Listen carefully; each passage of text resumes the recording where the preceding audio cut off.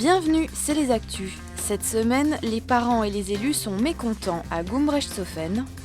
Apprendre à se présenter grâce à un professionnel, les collégiens sont à l'écoute. Mais tout de suite, petit retour sur notre canular du 1er avril. La semaine passée, une information concernant la fusion des régions et la future obligation de choisir son appartenance régionale a été diffusée dans notre journal. Eh bien, chers téléspectateurs, il s'agit d'un poisson d'avril. Veuillez nous excuser si vous êtes tombés dans le piège.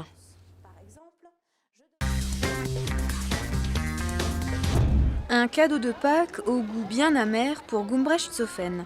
Mardi matin, c'est en gilet jaune et pétition à la main que les parents d'élèves de la maternelle de Gumbrecht-Söfen ramènent leurs enfants à l'école. L'ébauche de la carte scolaire 2015-2016, dévoilée par l'inspection académique le jour même, accable les familles et les représentants de la commune. La fermeture d'une classe de maternelle est à l'étude. On manifeste surtout parce que le seuil de fermeture est dépassé. Il faut 29,5 enfants pour fermer une classe et nous, on est à 33 élèves. Donc on dépasse, donc ce n'est pas justifier leur fermeture de classe. En tant que parents d'élèves, on a été avertis jeudi. On est tombé sur le week-end de Pâques, donc week-end de Pâques, pas grande possibilité de faire beaucoup, donc on a quand même essayé de faire. Donc il y a des panneaux à chaque entrée du village pour prévenir les gens de ce qui se passe ici. Donc même si on n'est pas sûr de gagner notre cause, on aura essayé pour le bien-être de nos enfants. Soutenus par la commune et ses représentants, les manifestants ont recueilli près de 900 signatures. Une pétition qui sera envoyée à l'académie et qui marque le mécontentement, mais aussi le soutien apporté au bien-être des enfants.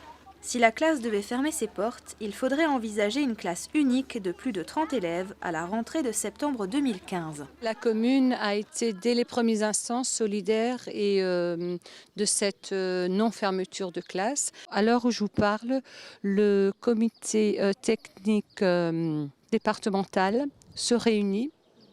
Et c'est lui qui a le pouvoir décisionnel de fermer, d'ouvrir des classes. Et c'est lui qui, aujourd'hui, est en train de tracer la nouvelle carte scolaire pour la rentrée 2015-2016.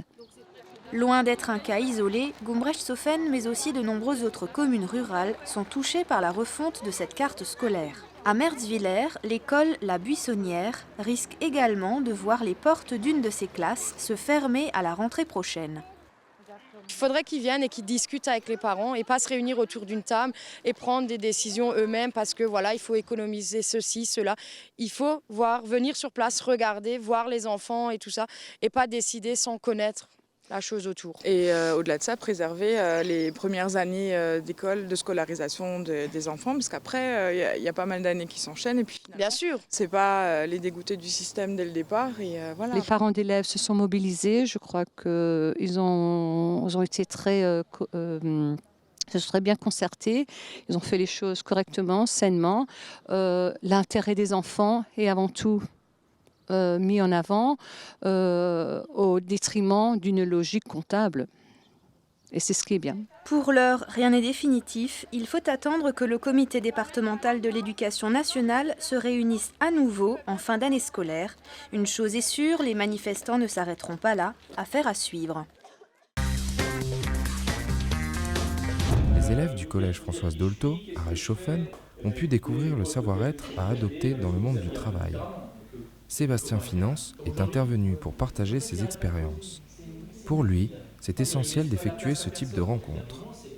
L'objectif réellement est d'interagir avec eux sur le comportement, le savoir-être en général, qu'une entreprise comme la nôtre va attendre d'un jeune qui viendra nous intégrer, que ce soit pour eux l'année prochaine, peut-être en apprentissage, ou pour eux plus tard, dans 3 ans, dans 4 ans, dans 5 ans, dans 10 ans, quand ils auront fini leur cursus d'études. Quelle différence y a-t-il entre le comportement qu'on peut avoir quand on est chez soi et le comportement qu'on doit un peu maîtriser, qu'on doit un peu adapter au contexte entreprise. Donc l'objectif est de leur exposer quelques règles de vie en général, le savoir-être attendu, et ensuite surtout de répondre à toutes les questions que j'espère qu'ils ne manqueront pas d'avoir.